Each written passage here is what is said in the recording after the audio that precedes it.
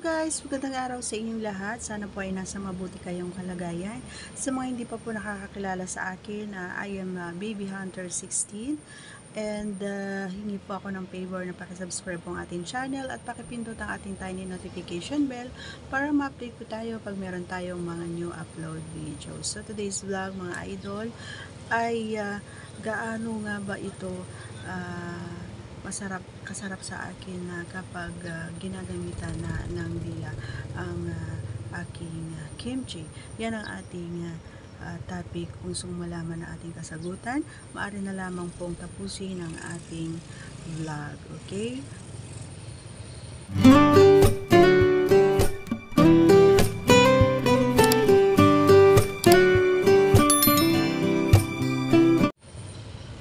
Okay, I'm back mga idols. So, proceed na po tayo sa ating main topic.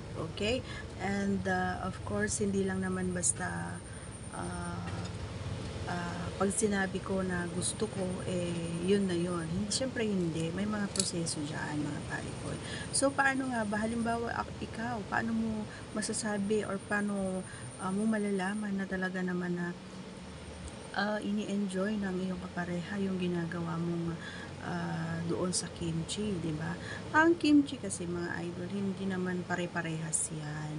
Oo, kasi lalo na sa pag nagkakaedad na ang isang babae is kahit 10 oras or 10 taon ka pa doon na magbabad, hindi ibig sabihin is matutuwa or masasarapan na yung mga babae. So hindi ganoon mga idol, no? So sa mga below siguro mga 30s, mga ganyan, pwede pa, no? Konting araro mo lang or konting ang tawag dito, hagod mo lang is okay na yun, masaya na siya, no? Talagang ramdam na niya. So sa akin kasi mga idol, no, share ko lang din, ano, sa akin kasi hindi lang gusto ko hagod ang gusto ko, no, talagang gusto ko yung mainit-init na no, yung dila na papasok doon sa kimchi habang ikaw ay kumakain. So ano nga ba yung way para magawa mo ito, idol? So bago ka kumain ng kimchi is try mong uminom ng medyo maligamgam. Oo, uminom ka ng maligamgam na tubig, idol. At saka makakatulong din sa'yo yan, yung pag-inom ng maligamgam na tubig. So, yun, bago mo ipasok doon sa kimchi, bago kasi ipinapasok doon sa kimchi ko is umiinom ng tubig na maligamgam. Hindi naman yung mainit na mainit, ibig sabihin yung maligamgam lang.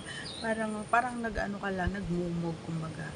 Para kapag may mga halimbawa katatapos mo lang kumain ng alam mo yun, ng pagkain or ano man kinain mo, so malinis kumbaga. So yun yung point ko kung bakit gusto ko na bago kumain ng kimchi is uminom ka muna ng maligamgam na tubig para kapag ipinasok mo doon sa kimchi is mainit-init siya.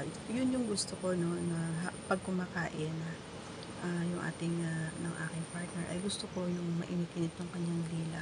Kaya nakasanayan na ng aking partner na kapag gusto ko or gusto niya na kumain ng kimchi ay alam ko na kasi iinom siya ng maligamgam na tubig.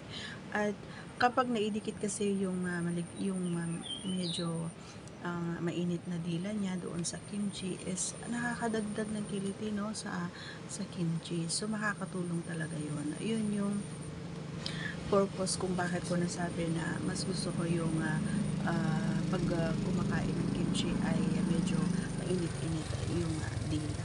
So masarap siya habang humahagod siya. At kasi kapag malamig hindi ko bet kapag kumakain. Pero depende din sa lamig. Kasi 'di ba dun sa past vlog ko, gusto ko rin yung may menthol, gaya nga ng sinabi ko, yung may menthol siya. So masarap din yun. Kasi kapag menthol malamig siya pero sa una malamig pero painit yun, di ba? So ayun, sana nagustuhan nyo mga idol at once again, God bless everyone. See you on our next vlog. Bye-bye!